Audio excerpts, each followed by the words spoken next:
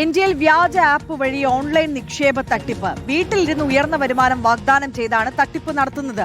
സമൂഹ മാധ്യമങ്ങളായ WhatsApp, Telegram എന്നിവ വഴിയാണ് ഇരകളെ തട്ടിപ്പുകാർ കണ്ടെത്തുന്നത്. വ്യാജ ലിങ്കുകൾ അയച്ചു നൽകി ആളുകളെ എൻജിഎൽ ആപ്പ് ഡൗൺലോഡ് ചെയ്യിപ്പിക്കും. വിശ്വാസം നേടാൻ തുടക്കത്തിൽ ചെറിയ കമ്മീഷൻ പിൻവലിക്കാൻ അനുവദിക്കും. വലിയ തുക നിക്ഷേപിച്ചാൽ പണം പിൻവലിക്കാനാകാതെ അക്കൗണ്ട് ബ്ലോക്ക് ചെയ്യും.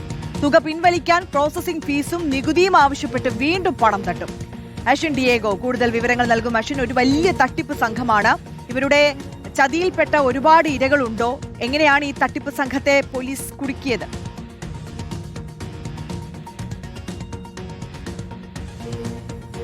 ഇതൊരു വലിയ തട്ടിപ്പ് തന്നെയാണ്. എത്ര മുന്നറിയിപ്പുകൾ നൽകിയാലും ആളുകൾ ഈ സൈബർ തട്ടിപ്പിന് ഇരയാകുന്നു എന്നുള്ളതാണ് നമ്മൾ മനസ്സിലാക്കേണ്ടത്. കാരണം കഴിഞ്ഞ കുറേ നാളുകളായി പോലീസ് ഇത്തരം സംഘങ്ങൾക്കെതിരെ കൃത്യമായി തന്നെ പൊതുജനങ്ങൾക്ക് നിർദ്ദേശം നൽകുന്നുണ്ട്. പക്ഷേ ആരും അത് കാര്യമായി എടുക്കുന്നില്ല എന്നുള്ളതാണ് ഈ സംഭവങ്ങൾ തെളിയിക്കുന്നത്. ഇത്തവണ ഈ വ്യാജ ആപ്പ് വഴിയാണ് ഈ സംഘം പണം തട്ടിക്കുന്നത് എന്നുള്ളതാണ്. NTL എന്ന വ്യാജ ആപ്പ് മുഖേനയാണ് ഇത്തരത്തിൽ ആളുകളെ ഈ സംഘം വലിയ തരത്തിൽ സൈബർ തട്ടിപ്പിന് ഇരയാക്കുന്നത് എന്നുള്ളതാണ്.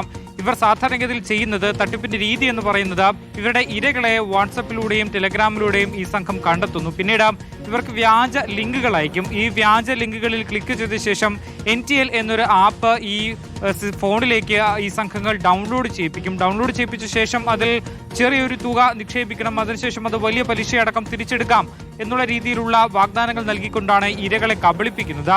ഈ ആളുകളാകട്ടെ ഈ വീട്ടിലിരുന്നു കൊണ്ട് തന്നെ ഉയർന്ന തുക നേടാം എന്ന പരസ്യവാചകത്തിൽ വീഴുകയും വലിയ തരത്തിൽ ഇതിലേക്ക് ഇൻവെസ്റ്റ് ചെയ്യുകയും ചെയ്യുന്നു. പിന്നീട് തുടക്കത്തിൽ ഇതൊരു തട്ടിപ്പ് ആപ്പല്ല എന്ന് ബോധ്യപ്പെടുത്തുന്നതിന് വേണ്ടി ആദ്യഘട്ടങ്ങളിലൊക്കെ ഇവർ ഈ ചെറിയ രീതിയിലൊക്കെ പൈസ തിരിച്ചെടുക്കുന്നതിനും അതുപോലെ തന്നെ ചെറിയ രീതിയിൽ പലിശ നൽകുകയും ചെയ്യുന്നുണ്ട്. അങ്ങനെയാകും ഈ ആളുകൾ ഇവരുടെ വിശ്വാസ്യത നേടിയെടുത്ത ശേഷമാണ് വലിയ തുക ഇതിലേക്ക് നിക്ഷേപിക്കുന്ന തരത്തിലേക്ക് അവരെ ആകർഷിക്കുന്നത്. വലിയ തുക നിക്ഷേപിച്ചു കഴിഞ്ഞാൽ പിന്നീട് ഒരു സമയപരിധി കഴിയുന്നതോടുകൂടി തന്നെ ഈ ആപ്പ് അങ്ങ് ബ്ലോക്ക് ആവും. പിന്നീട് നമ്മുടെ പണം വീണ്ടെടുക്കുന്നതിന് വേണ്ടിയിട്ടോ അല്ലെങ്കിൽ ഈ ആപ്പിൽ കംപ്ലൈന്റ് രജിസ്റ്റർ ചെയ്യുന്നതിനോ യാതൊരു വിധത്തിലും ഒന്നും ചെയ്യാൻ കഴിയാതെ ഈ ആപ്പ് ബ്ലോക്ക് ആവുകയാണ് പതിവ്. പിന്നീട് ഏതെങ്കിലും മാർഗ്ഗേന കസ്റ്റമർ കെയറിൽ ഒക്കെ ബന്ധപ്പെട്ട് കഴിഞ്ഞാൽ ഈ ബ്ലോക്ക് മാറ്റുന്നതിനും അൺലോക്ക് ചെയ്യുന്നതിനും പ്രോസസ്സിംഗ് ചാർജ് എന്നുള്ള കാര്യങ്ങൾ പറഞ്ഞുകൊണ്ട് വീണ്ടും ഒരു വലിയ തുക ഈ ഇരകളിൽ നിന്ന് തട്ടിയെടുക്കുന്നതാണ് ഈ സംഘം അവലംബിക്കുന്ന രീതി എന്നുള്ളതാണ് പോലീസിൽ നിന്ന് മനസ്സിലാക്കാൻ സാധിക്കുന്നത്. നിലവിലിപ്പോൾ എന്തായാലും പോലീസിൽ ഒട്ടനവധി കേസുകൾ ഇത്തരത്തിൽ വന്നിട്ടുണ്ട് എന്നുള്ളതാണ്. നിരവധി ആളുകളുടെ പൈസ ഇത്തരത്തിൽ പോയിട്ടുണ്ട് എന്നുള്ളതാണ്.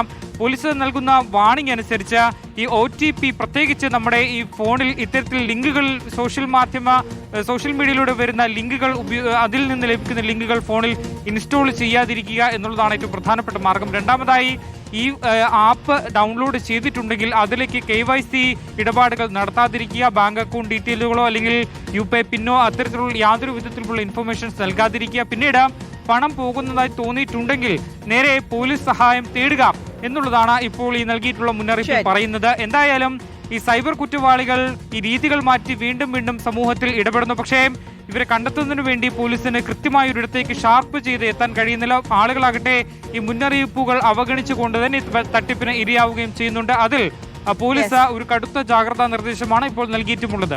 ഓക്കെ, അശ്വിൻ ഡിയേഗോ ആണ് വിവരങ്ങൾ നൽകിയത്. കടുത്ത ജാഗ്രതാ നിർദ്ദേശമാണ് പോലീസ് നൽകുന്നത്. ഇത്തരത്തിലുള്ള ലിങ്കുകളിൽ ക്ലിക്ക് ചെയ്യാതിരിക്കുക, ഇത്തരത്തിലുള്ള വ്യാജ ആപ്പുകൾ ഡൗൺലോഡ് ചെയ്യാതിരിക്കുക എന്നുള്ള ജാഗ്രതാ നിർദ്ദേശമാണ് നൽകുന്നത്.